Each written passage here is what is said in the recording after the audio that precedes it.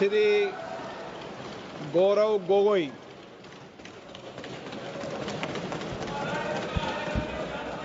आदरणीय अध्यक्ष महोदय, पहले तो मैं आपका संरक्षण चाहता हूं।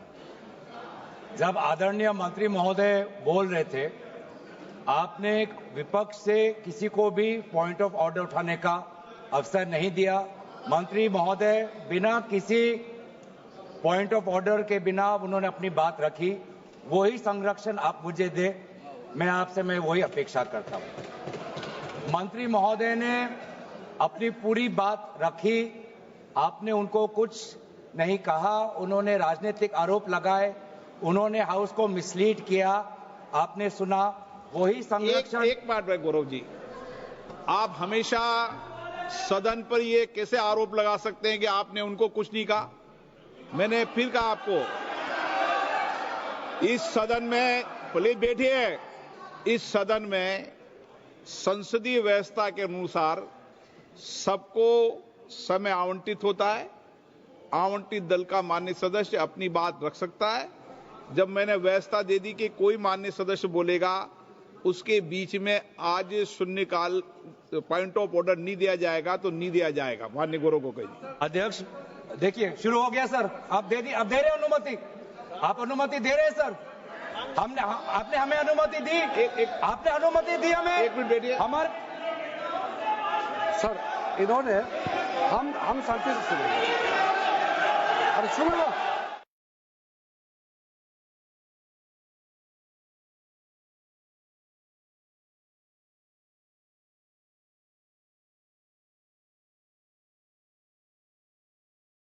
एक मिनट बैठिए। माननीय मंत्री जी, नहीं, एक मिनट बैठिए, एक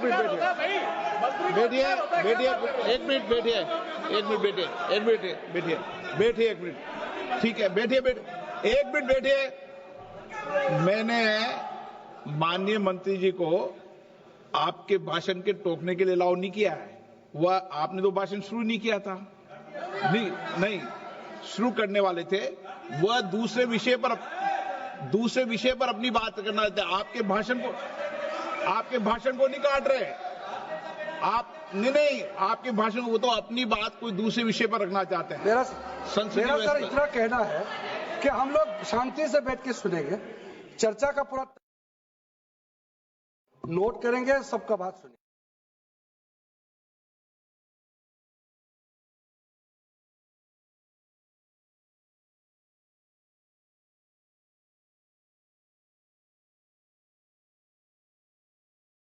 अध्यक्ष महोदय, जो इन्होंने 2013 यूपीए गवर्नमेंट के संदर्भ में कहा, पूरा का पूरा मिसलीडिंग है, झूठ है। और हम डिमांड करते हैं कि वो ऑथेंटिकेट करें, हम डिमांड करते हैं ऑथेंटिकेट करें। इसीलिए बार बार इन्होंने आरोप लगाए, बार बार इन्होंने भ्रम फैलाया।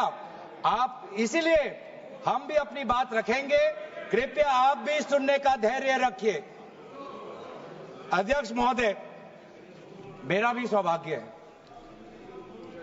कि पिछले सदन में मैं अयोध्या राम मंदिर पर अपने पार्टी का मैंने अपना व्यू, अपने पक्ष रखा, और आज वक्फ संशोधन 2025 पर अपनी दल का और विपक्ष की तरफ से अपना पक्ष रखा। और अयोध्या राम मंदिर में भी और आज के वक्फ के संशोधन में भी मेरा एक ही मार्गदर्शक है, वो है भारत का संविधान।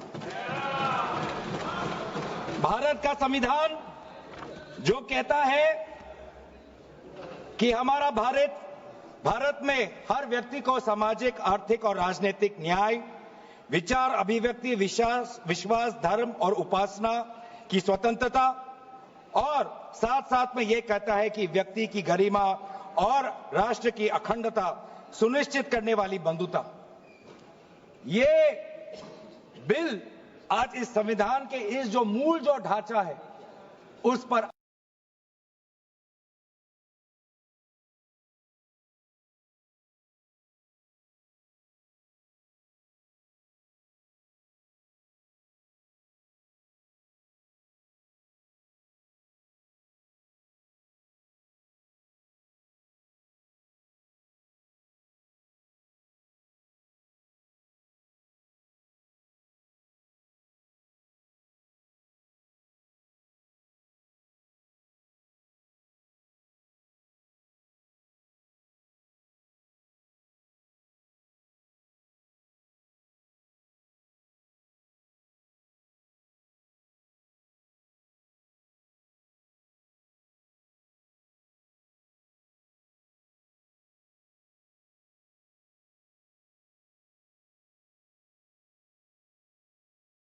राष्ट्र की अखंडता सुनिश्चित करने वाली बंधुता।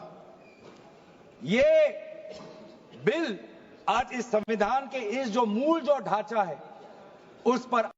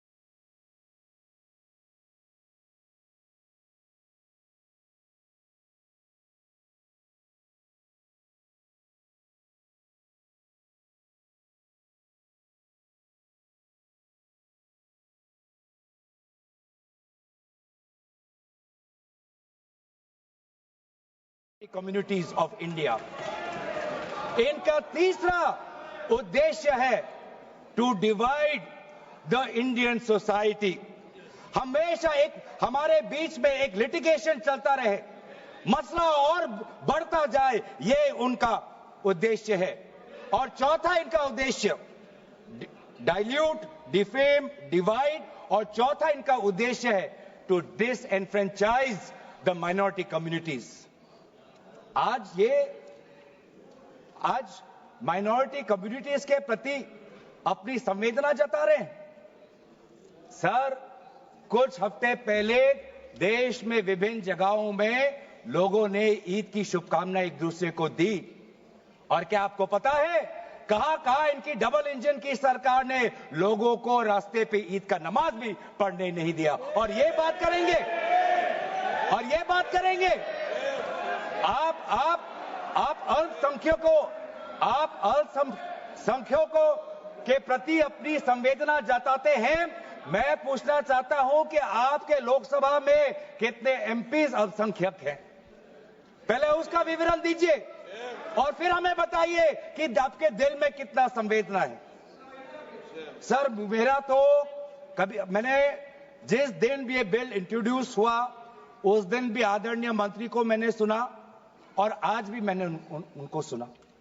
जिस दिन उन्होंने इंट्रोड्यूस किया उस दिन भी अगर आप उनका स्टेटमेंट पढ़े तो उन्होंने कहा कि इसको बिल लाने से पहले बहुत विस्तार रूप से इस बिल की लाने के लिए चर्चा हुई थी। सर, पूरा का पूरा मिसलीडिंग। 2023 में सर सरकार 24 में आई, ये खुद 24 के बीच में इन्होंने अपना बिल लाया। 23 सन के वर्ष में 4 बार माइनॉरिटी अफेयर्स कमेटी की बैठक हुई। मुंबई में हुई 13 जुलाई, दिल्ली में हुई 21 जुलाई को, लखनऊ में हुआ 24 जुलाई को, दिल्ली में 2 बार हुआ 20 सितंबर और 7 नवंबर को। मैं आदरणीय सरकार से दरखास्त करूंगा कि इन 5 सरकारी मंत्री जो मीटिंग हुई मिनिस्ट्री ऑफ माइनॉरिटी अफेयर्स का, उनका मिनट्स टेबल पे रखे। एक भी मीटिंग में नया वक्फ अमेंडमेंट बिल चाहिए उसका जिक्र भी नहीं हुआ था, जिक्र भी नहीं हुआ, जिक्र भी नहीं हुआ। इनके मिनट्स हमारे पास, हमने देखे। जितने भी बार ministry of minority affairs meeting हुई, सब में वापसी पोर्टल को लेकर और विचार विमर्श हुआ था, लेकिन एक भी मीटिंग के माइन्यूट्स में एक भी स्टेटमेंट नहीं है कि हमें एक नया वक्फ अमेंडमेंट बिल चाहिए।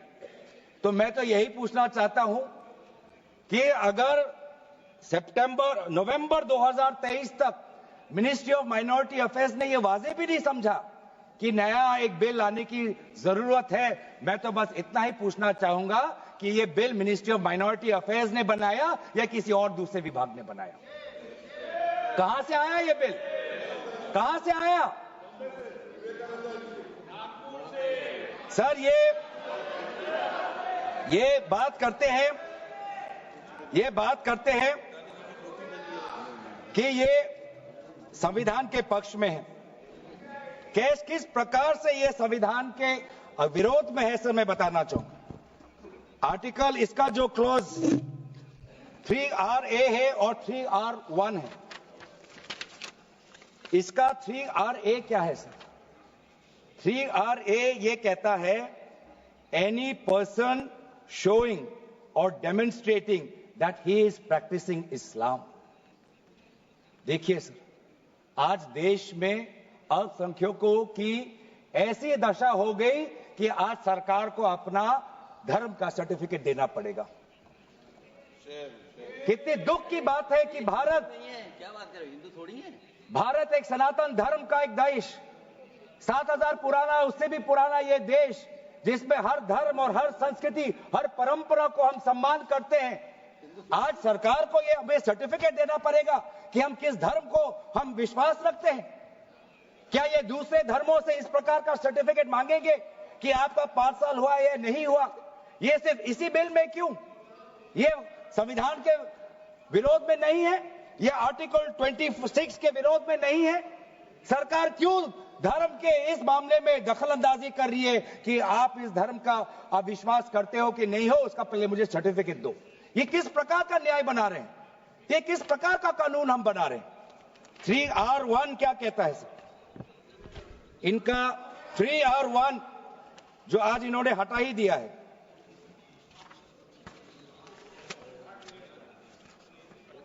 (3R1) कहता है a waqf by user, but such waqf shall not cease to be a waqf by reason only of the user having ceased, irrespective of the period of such cession। ये इसके हटाने की क्या जरूरत थी सर? ये हमारा बार बार विभिन्न जजमेंट के द्वारा ये पूरा वक्फ बाय यूजर और इसके बारे में विभिन्न जजमेंट आए सर। दिस एक जजमेंट पढ़ना चाहूंगा। M. Siddiq, Ram Janmabhoomi, Muslim law does not require an express declaration of a waqf in every case. The dedication resulting in a waqf may also be reasonably inferred from the facts and circumstances of a case or from the conduct of the waqif। तो ये बार बार ये सब विभिन्न judgement के द्वारा वक्फ और ये जो पूरी इनकी जो परंपरा है, विभिन्न जजमेंट ने ताकत दी, और आज यही विभिन्न क्लॉजेस के द्वारा जजमेंट्स को भी और हाईकोर्ट के ताकत को भी ये कमजोर कर रही है। सर पहले वक्फ क्या है ये भी हमें समझना चाहिए। Waqf means the permanent dedication by any person of any movable और immovable property for any purpose recognised by the Muslim law as pious, religious, charitable.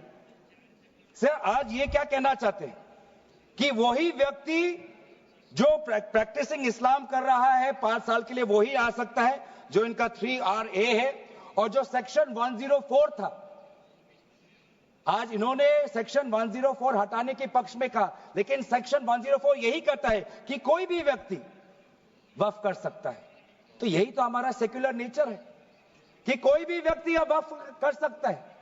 अब ये जो अधिकार है एक व्यक्ति का, आप उस अधिकार को आप क्यों छीन रहे हो? सिर्फ ऑप्टिक्स सर, इनको बाहर दिखाना है कि हम ये बहुत बड़ा काम कर रहे हैं। क्या इन्होंने कहा कि क्लॉज 9C में ये कहते हैं कि 2 महिला को हम ये इंक्लूजन कर रहे हैं? ये पहले भी था सर। अगर आप 1995 एक्ट पढ़े तो ये पहले भी था, उसमें ये भी था कि 2 से ज्यादा सदस्य महिला हो सकती थी। इन्होंने तो 2 पे ही कैप कर दिया। ये पहले से ही था, ये सिर्फ दिखावा। और इनका 3 और 4 में जो ये विशेष रूप से विडो, डिवोर्स वुमन और ऑर्फन की बात करते हैं, ये पहले भी था सर। ये पहले भी जो 3R है जिसमें वेलफेयर की उल्लेख है, उस वेलफेयर एंड अदर पर्पसेस में window, divorce woman and orphan पहले से ही उसमें समा जाता है। लेकिन इनको भ्रम फैलाना है, इनको भ्रम फैलाना है कि वर्तमान का जो एक्ट है वो महिलाओं के खिलाफ है। इनको भ्रम फैलाना है कि वर्तमान में महिलाओं को कोई भूमिका नहीं मिलती, ये इनका काम है। लेकिन कानून में सर पहले से ही ये सारे प्रावधान है, वो चाहे किसी विधवा का संरक्षण हो या महिलाओं को और समर्थन देना हो। सर रिफॉर्म की बात करते हैं, सर इनका क्लॉज 33 में जो रेवेन्यू आना चाहिए वो रेवेन्यू उन्होंने घटा दिया। पहले 7% का एक रेवेन्यू फॉर वक्फ बोर्ड आता था, आज इन्होंने 5% कर दिया, गिरा दिया। क्यों गिराया? क्या आप नहीं चाहते कि वक्फ बोर्ड और अच्छी तरीके से चले? आप नहीं चाहते कि उसमें नई टेक्नोलॉजी आए? अगर कहीं खामियां हुई भी है, माना कि कोई भी कानून इस देश का, कोई भी कानून परफेक्ट नहीं है, कोई भी कानून परफेक्ट नहीं है, माना कहीं कहीं प्रदेशों में खामियां हैं, वो चाहे केरल में हो, आंध्रा में हो, कर्नाटक में हो, पंजाब में हो, दिल्ली में हो। लेकिन सर आप चाहते हैं कि वो वक्फ बोर्ड, वक्फ ट्राइब्यूनल और अच्छी तरीके से चले, और ये चाहते हैं कि वक्फ बोर्ड वो और कमजोर हो, और इसीलिए जो रेवेन्यू वाला क्लॉज है 7% से 5% इन्होंने घटा दिया। मेरा सुझाव, हमारे तरफ से यह सुझाव है कि 7% से 5% घटाने के बजाय आप 7% से 11% और इस रेवेन्यू को और इंक्रीज करिए। आज ये बात करते हैं कि ये रिफॉर्म्स ला रहे हैं। क्लॉज 26 पढ़िए sir, section 52A, section 52 clause 26। Clause 26 में क्या लिखा है? In section 52A of the Principal Act, in subsection 1, for the words rigorous imprisonment, the words imprisonment shall be substituted. Dilute कर रहे हैं सर। पेरेंट एक्ट बोलता था कि रिगरस इम्प्रिजनमेंट हो, और अगर आप बार बार ये कह रहे हैं कि फलाना हो रहा है, धमकाना हो रहा है, तो आप इसको क्लॉज को क्यों कमजोर कर रहे हैं? सिर्फ भ्रम फैलाना है सर। मंशा इनकी कहीं और है। मंशा सर, मैं भी एक टिप्पणी देना चाहूंगा कि आज ये एक विशेष समाज के जमीन पर इनकी नजर है, कल समाज के दूसरे अल्पसंख्यकों के जमीन पर इनकी नजर जाएगी। आज ये बिल सिर्फ एक विशेष समुदाय के जमीन पर इनकी नजर है, कल दूसरे समुदायों के जमीन पर इनकी नजर जाएगी। बार बार ये बिल सर, इतना संशोधन की जरूरत है, ये मैं नहीं कहता कि संशोधन की जरूरत नहीं है। मंत्री महोदय ने बार बार इसका जिक्र किया कि ये बिल कितनी बार इसका संशोधन हुआ। इसकी शुरुआत आप जहां से भी पकड़े, आप 1810, 1817, उसके बाद 1954, 1984, 1995, सच्चर कमेटी, रहमान कमेटी 2003। संशोधन चाहिए सर, मैं नहीं कहता कि हम संशोधन के विपक्ष में नहीं, लेकिन संशोधन इस प्रकार का हो जिससे बिल का रूपायन, जिससे बिल और ताकतवर बने। और इन्होंने ऐसे संशोधन लाए हैं जिससे बिल से इस देश में और यहां पे समस्या बढ़ेगी, और मसले बढ़ेंगे, और लिटिगेशन होगा। सर ये इनका क्लॉज 40A पढ़िए सर। इनका clause 40A, section 107, on and from the commencement of the Waqf Amendment Act 2025, the Limitation Act 1963 shall apply to any proceedings. Sir इससे पहले आप जितने बार भी आप इतिहास में जाए, हर बार, क्योंकि ये वक्फ, ये जो प्रक्रिया है जब से हमारे देश में इस्लाम आया तब से यह प्रक्रिया चल रही है। बहुत से ऐसे कब्रिस्तान हैं जहां पे कोई पेपर्स नहीं है, कागज नहीं है, लेकिन जजमेंट है, जजमेंट इनके पक्ष में है। और आज बार बार हमने कहा है कि लिमिटेशन एक्ट इसको बढ़ाया जाए, क्योंकि ये प्रैक्टिकल एक समस्या है। लेकिन आज ये नहीं चाहते। क्यों? क्योंकि ये चाहते हैं कि अलग अलग देश के अलग अलग कोने में यहां केस लगे, वहां केस लगे, यहां केस लगे। तो जो भी हमारे यहां पे एक भाईचारा का एक वातावरण है, उस भाईचारे के वातावरण को ये तोड़ना चाहते हैं। ये इनकी राजनीतिक उद्देश्य है।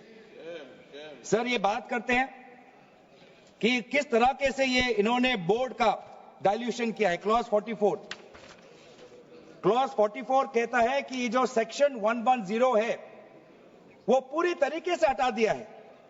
सेक्शन 110 क्या है? सेक्शन 110 सर,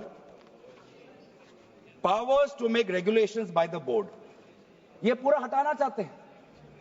उसमें क्या लिखा है पेरेंट एक्ट में? द बोर्ड में with the previous sanction of the state government, मतलब राज्य सरकार की अनुमति के द्वारा बोर्ड कुछ नियम बना सकते हैं। इन्होंने पूरा वो हटाना की कोशिश कर रहे हैं। क्लॉजेस एफ और जी ये हटाने की कोशिश कर रहे हैं। राज्य सरकार की पावर्स या जी कम करने की कोशिश कर रहे हैं। आप क्लॉज 43 पढ़िए, इसका सेक्शन 109 जिसमें क्लॉज 1A और क्लॉज 4 ओमिट करता है।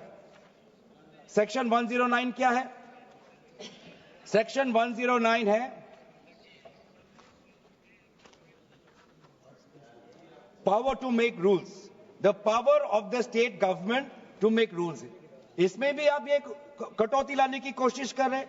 क्लॉज 1A, क्लॉज 1A क्या कहता है? Other particulars which the report of the survey commissioner में कंटेन अंडर क्लॉज F। इसमें स्टेट गवर्नमेंट सर्वे कमिश्नर के पक्ष में कुछ नियम बना सकता है, वो पावर आप हटा रहे हैं। Clause 4, the manner of election of members of the board by means of a single vote, आप ये हटा रहे हैं। इलेक्शन की प्रक्रिया आप हटाना चाहते हैं और आप रिफॉर्म की बात करते हैं। सर, आप ये देखिए 83(9), आज बार बार ये एक भ्रम फैलाया जा रहा है कि हाईकोर्ट का कोई भूमिका नहीं है। ये पावर हाईकोर्ट में पेरेंट एक्ट में है ही 2013 के संशोधन के बाद। तो क्यों बार बार आप ऐसा एक भ्रम फैला रहे हैं कि हाईकोर्ट का कोई रोल नहीं है? अगर कहीं अन्याय हुआ है, अगर कहीं अन्याय हुआ है, चाहे दक्षिण में हो, उत्तर में हो, उत्तर पूर्वांचल में हो, पश्चिम में हो, तो सेंट्रल गवर्नमेंट के पास वो पावर्स हैं। सेंट्रल गवर्नमेंट के पास under section 97 of the parent act आपके पास पावर है कि कहीं अगर नाइंसाफी हो तो वो आपके पास सेक्शन 97 के द्वारा आप स्टेट बोर्ड को आप डायरेक्शन दे सकते हो। मैं पढ़ूं 97,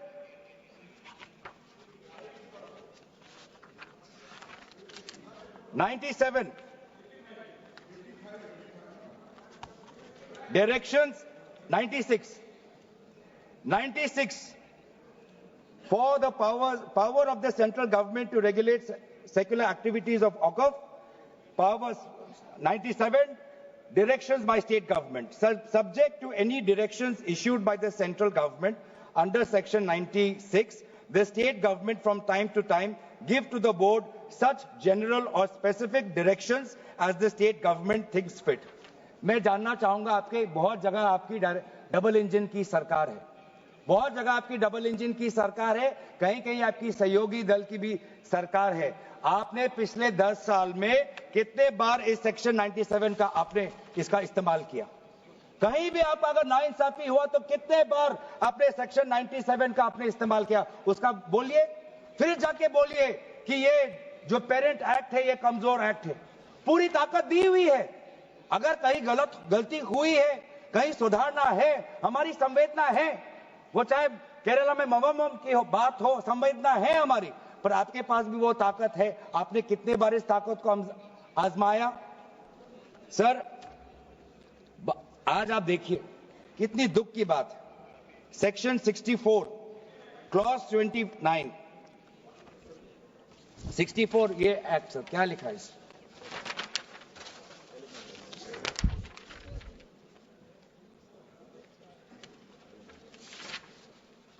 इसमें क्या लिखा है?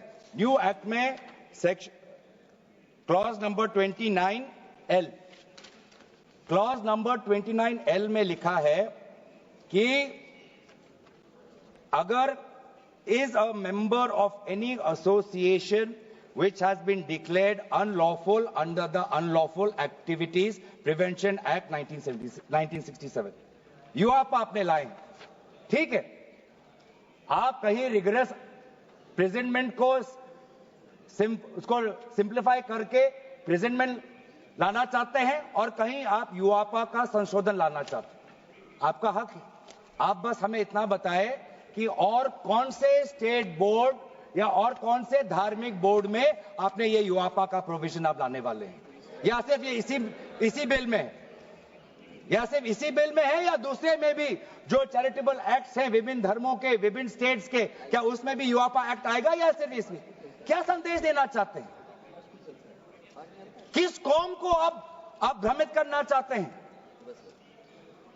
बार बार उस कौम को जिसने भारत की स्वतंत्रता की लड़ाई लड़ी है, उस कौम को जिसने 1857 में उन्होंने मंगल पांडे के साथ उन्होंने अपनी शहादत दी, आप उस कौम पर आप दाग लगाना चाहते हैं जिसमें लगभग 2 लाख उलेमा शहीद हुए, आप उस कौम पर दाग लगाना चाहते हैं जिन्होंने भारत छोड़ो आंदोलन में हमारा साथ दिया, आप उस कौम पर आप दाग लगाना चाहते हैं जिन्होंने 6 अप्रैल 1930 में दांडी मार्च का सपोर्ट किया, आप उस कौम पर आप दाग लगाना चाहते हैं जिन्होंने 1926 में ब्रिटिश के डिवाइड एंड रूल को खंडन किया, आप उस कौम पर आप दाग लगाना चाहते हैं जिन्होंने मौलाना हुसैन अहमद मदानी ने 1924 में कंप्लीट इंडिपेंडेंस की मांग की।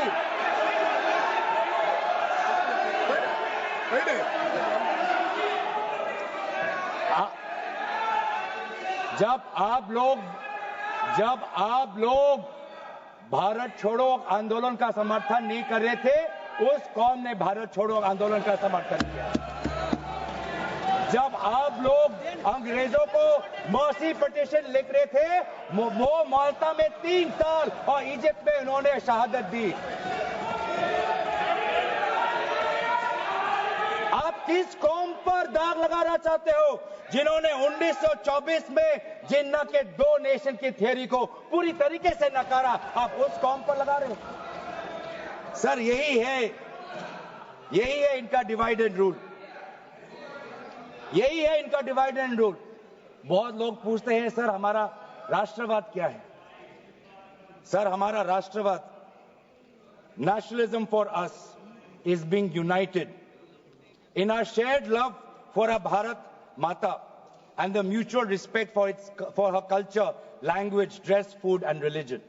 It is the love for our national flag, the Tiringa, जिसकी सम्मान आपने नहीं की थी. It is the sacrifice of the Indian freedom movement, जिसमें आपने भाग नहीं लिया. It is our thirst for knowledge to seek excellence with limited resources, to be creative, to have the courage, to acknowledge the injustice of the past and have the wisdom to build new bridges. ये है हमारा राष्ट्रवाद और ये राष्ट्रवाद आज हमारे संविधान में उल्लेखित है.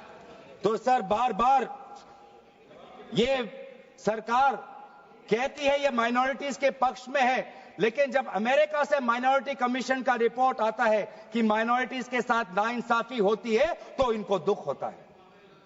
जब यूएस का रिलीजियस कमीशन का रिपोर्ट आता है तब इनको दुख होता है. सर बार बार ये जो ऑप्टिक्स की बात कर रहे हैं, ये क्लॉज 42 सेक्शन 108A इन्होंने डिलीट कर दिया है. ये कहते हैं कि कैसे ओवरराइडिंग प्रिंसिपल कैसे आ सकता है.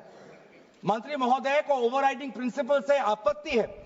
पहले सबके लिए सेक्शन 108 क्या है पढ़ लेते हैं. आपके लिए भी है, हम तो जेपीसी में थे.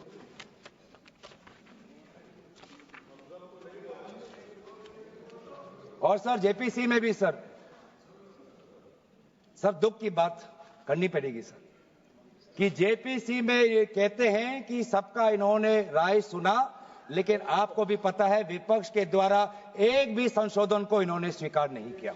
ये किस प्रकार का? हमने भी बहुत से जेपीसी देखे हैं सर, ऐसा जेपीसी नहीं देखा जहां पर क्लॉज बाय क्लॉज डिस्कशन भी नहीं हुआ सर, पूरी तरीके से वोटिंग हो गई। एक मिनट माननीय सदस्य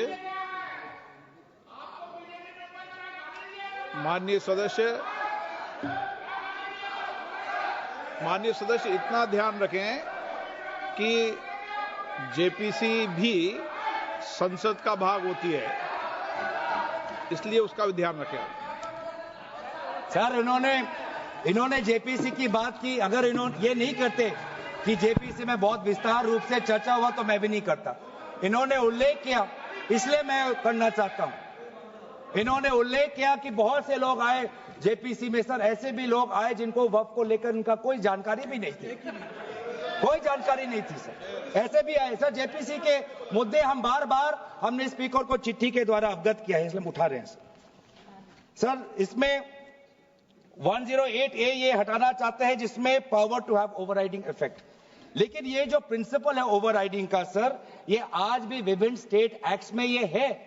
तेलंगाना के एक्ट में आज भी ओवरराइडिंग प्रिंसिपल है, तमिलनाडु के एक्ट में आज भी ये ओवरराइडिंग प्रिंसिपल है, आज भी आरटीआई एक्ट में, इंफॉर्मेशन टेक्नोलॉजी एक्ट में 2000 में, नालसा जैसे यूनिवर्सिटी में ये ओवरराइडिंग प्रिंसिपल है।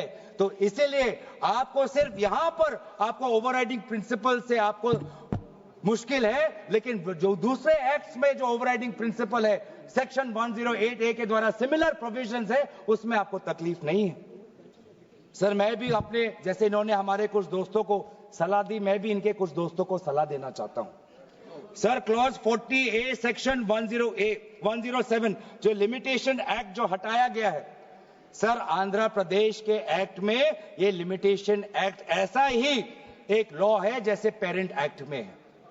तो मैं भी इनके आंध्र प्रदेश के सदस्यों को मैं कहना चाहता हूं कि जो प्रोविजन आपके आंध्र प्रदेश के एक्ट में है, आज वैसे प्रोविजन ये सरकार हटाने वाली है। आपको भी बाद में आंध्र प्रदेश में अपनी जनता को उत्तर देना पड़ेगा।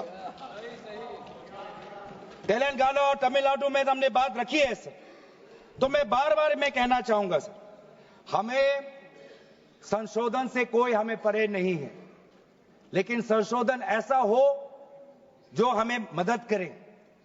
आज डिजिटाइजेशन की बात करते हैं, आज से 15 वर्ष पहले वामिस एक डिजिटल पोर्टल हमने खोल दिया है। अब ये देखिए सर सरकार की कैसी ये इनकी काम है। डिजिटाइजेशन फिलहाल अभी चल रहा है, डिजिटाइजेशन हो रहा है, पर माना कि डिजिटाइजेशन वामिस में कुछ खामियां हैं, उसको वामसी में, तो आप उसको ठीक करिए। आप 10 साल से क्या कर रहे थे?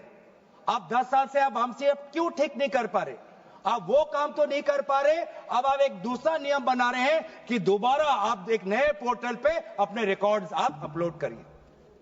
सर कितने बार हम इस सरकार को अपना कागज दिखाएं? वामसी का अगर इनका काम अधूरा है तो उसको ये काम संपूर्ण करें। अब लेकिन नहीं, इनका काम उद्देश्य यही है कि देश में मसला और बढ़े, और इसलिए आज इस बिल के विरोध में है। ये बिल हमारे देश की अखंडता, ये बिल हमारे संवैधानिक मूल्य, ये देश हमारे अल्पसंख्यकों की सम्मान, ये देश हमारे अमन शांति और सदन और जेपीसी में जिस प्रकार से विचार होना चाहिए था उस सब के विरोध में है। और इसलिए आज पूरा इंडिया अलायंस आज इस बिल के विपक्ष में खड़ा हुआ है, और यही बात कहते हुए मैं अपनी वाणी को समाप्त देता हूं। धन्यवाद, शुक्रिया।